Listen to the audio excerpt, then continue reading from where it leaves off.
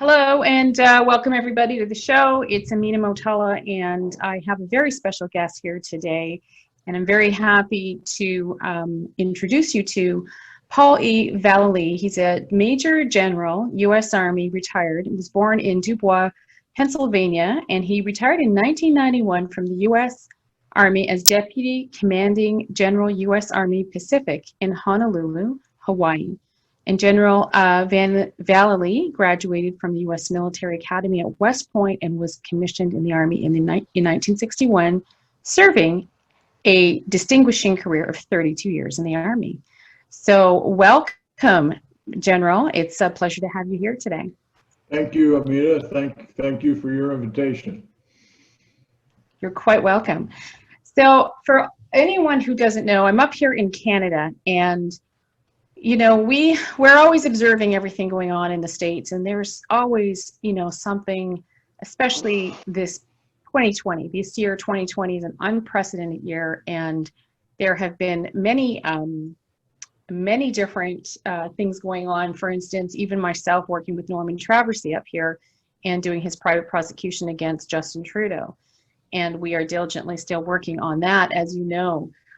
Yesterday, I became privy to a video which has now probably gone viral everywhere, and it is about the Benghazi case. And I had sent you a link, and you responded letting me know that you have been involved in this and your team for many years now. And this is why I've brought you on so we can have this discussion, and any information and pertinent information you'd like to share with the viewers, and helping us Canadians learn a little bit more about this situation.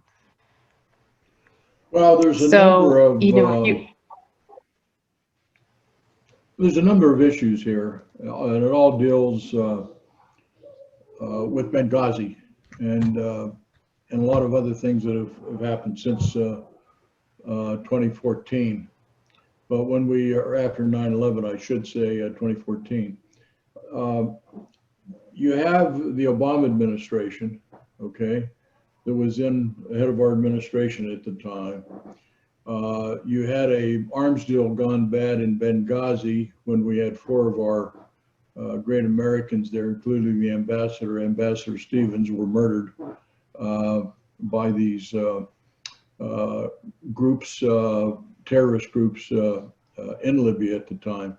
We also knew there was an arms deal going on. So you had that situation happening, which sort of set off a whole flow of different connections to Iran, to Syria, that the arms that were shipped up went actually into Turkey and then into Syria, then were used against U.S. forces, that maybe one of these weapons was taken down into Afghanistan and used to take out SEAL Team 6. Now, SEAL Team 6 is the team that took out and destroyed bin Laden, as you remember, in Pakistan. So you've got that tied into it. So you got the arms deal, you got Benghazi, you got bin Laden being taken out and supposedly buried at sea at that time.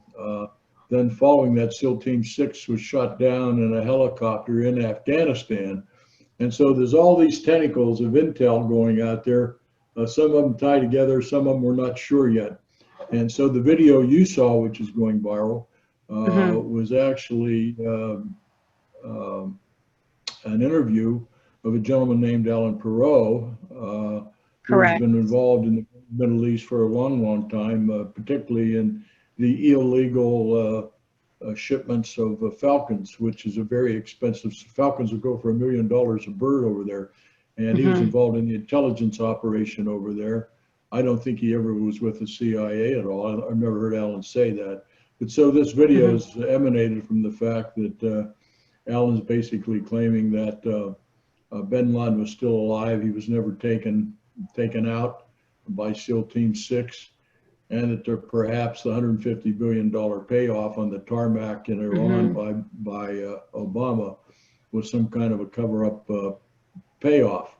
So those are all those tentacles of intel information, some probably factual, some not. And as a result of that, though, it just puts a heavy emphasis back on Biden, and because he was in the White House with Obama, working along with our Secretary of State Hillary Clinton. But the Benghazi situation, I was initially involved with because I was the senior military analyst for Fox News at the time. So when we lost our four over there, I was called on some of the news programs on Fox to explain maybe what happened there in Benghazi. And a couple years later, of course, I went to Egypt because Egypt was mentioned in the Benghazi affair as to there was a protest going on over there. So that was another item of intel and information.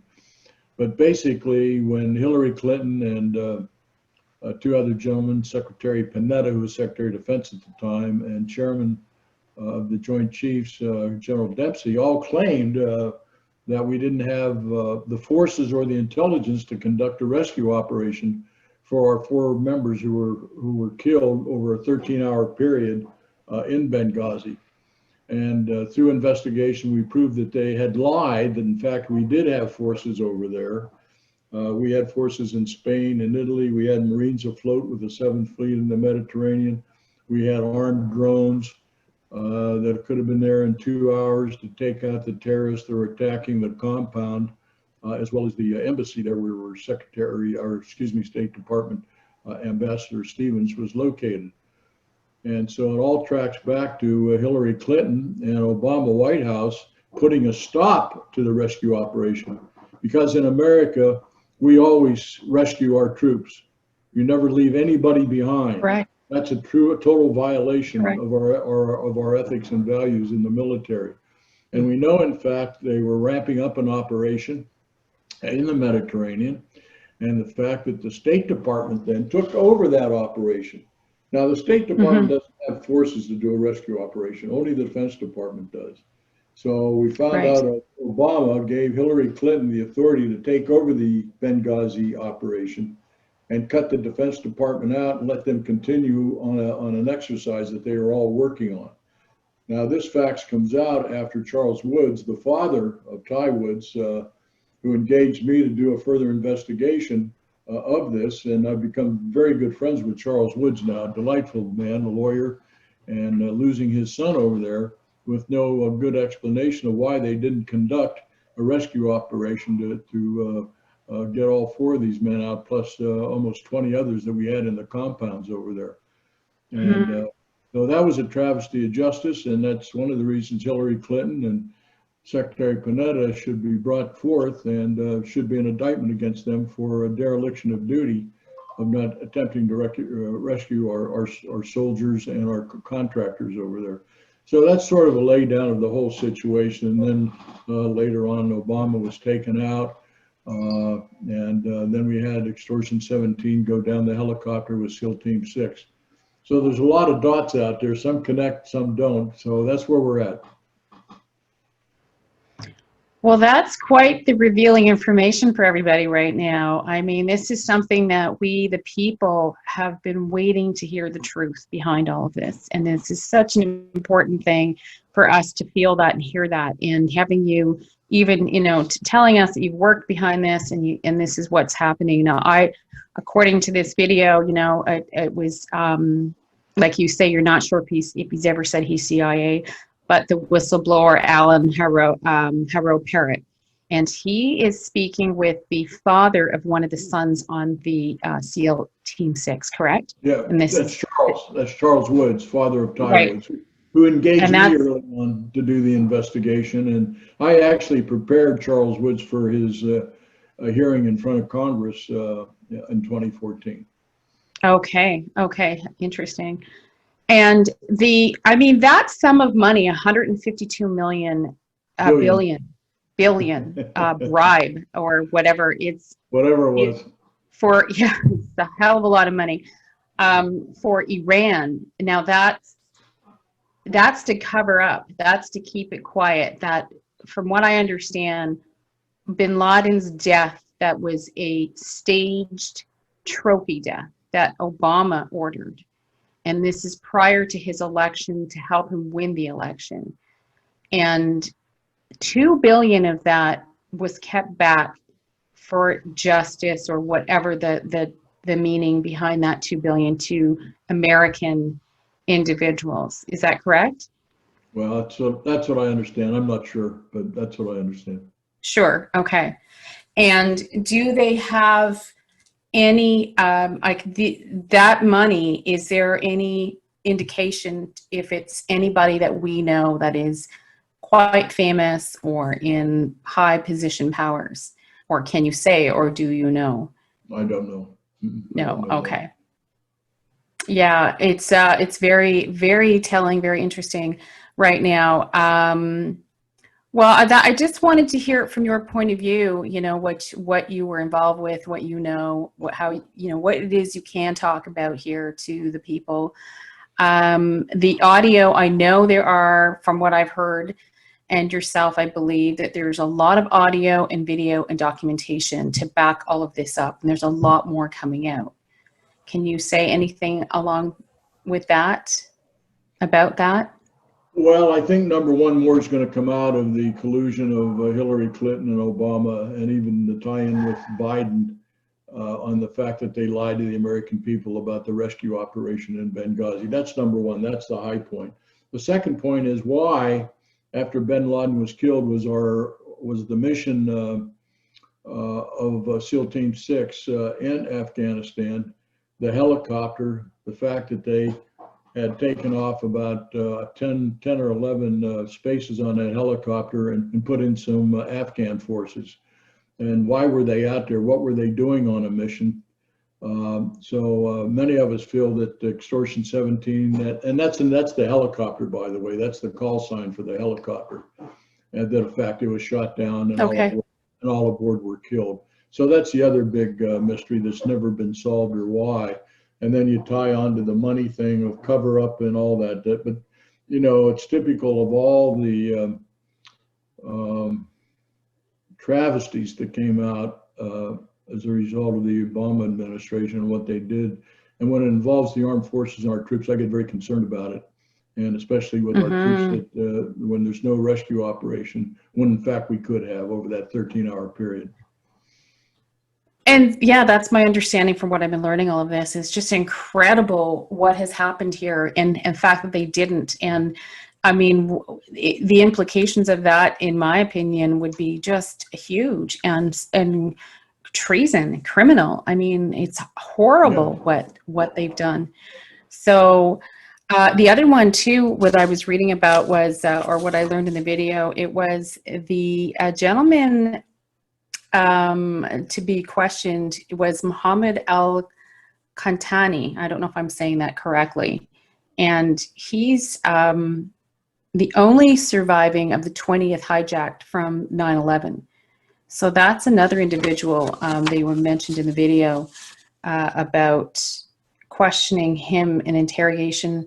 I guess he's got interrogation logs. Okay, so this is all implicating against what they're trying to hide, and I guess part of that 152 billion that they're trying to keep everything quiet. So I mean, just referring to that video, I thought I'd mention, nothing. Do you know anything about that gentleman, No, the hijacker?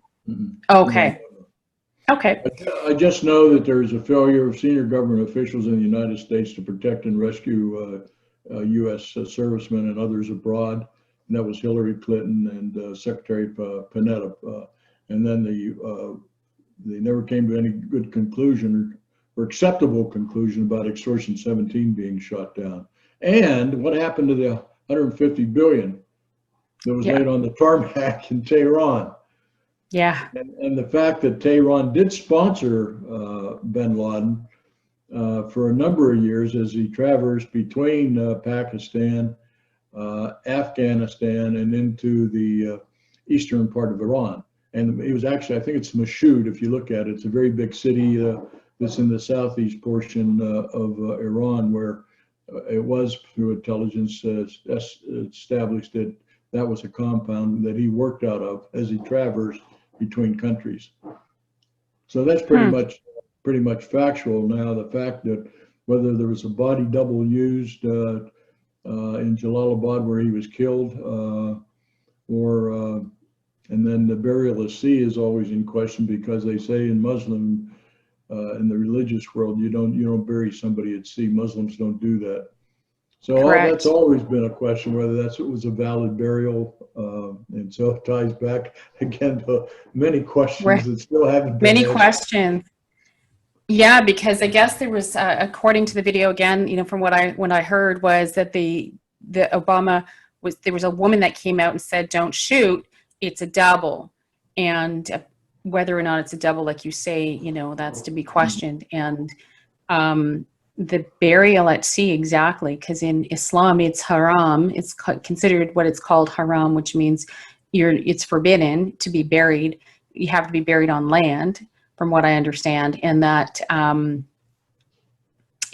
it doesn't add up, like you say, being buried at sea. But a lot of unanswered questions, but some definitely answered here with you today.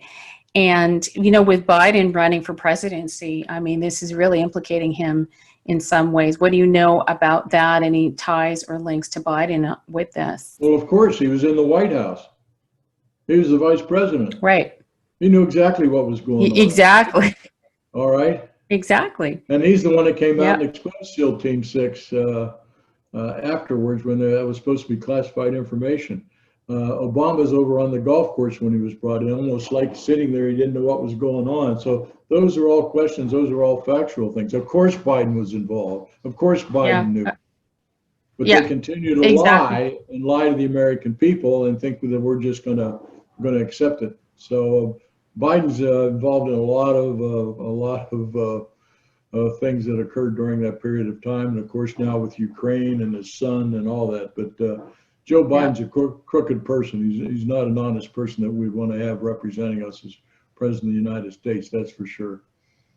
He's really I couldn't agree with you more, and I really want to see justice be served as much as you do, General, and I really hope that in these next coming days or weeks that we're able to hear more of the truths, and let the truth be told and let justice be served. So thank you so much. If there's please mention your website as well, where people can go and learn more about what you're doing, all the great work that you're doing. It's Stand Up. We represent, I'm chairman of the Stand Up America U.S. Foundation, and we've been around since 2005. We do a lot of great studies in national security. We're involved with some 20 different organizations in the United States. I've been happy to say I've worked with you and Norm for over a year now, and some of the things happening in Canada that I didn't realize was going on. That's right. You've educated me on Canada, and that's been a great help for me to understand, because I'm only an hour south of the Canadian border, south of Montana. So very familiar with the Canadians, but was not familiar with what's going on up there. So thank you for the education as well. Oh, you're quite welcome. It's been a pleasure working with you too on this. So it's work that needs to be done. It's necessary. Thank you. You're welcome. Thank you for all that you do. And, we just hope that Canadians can rise up and understand better, the situation. And, people like yourself and Norman and myself and anyone who wants to help, this is what it takes to do it. So, it's been a pleasure. Yep. But anyway, thank you again, General. Maybe we'll have you back on again. So if you want to go see the General's website, please go to Stand Up Canada. Stand Up America US.org, correct? There you go. Yeah. I forgot to say that as well. Yes. Okay. StandUpAmericaUS.org. I'll have the links below. Not a problem. We'll have them all there. But thank you, General. Take care. Nice to see you. Okay. Bye-bye.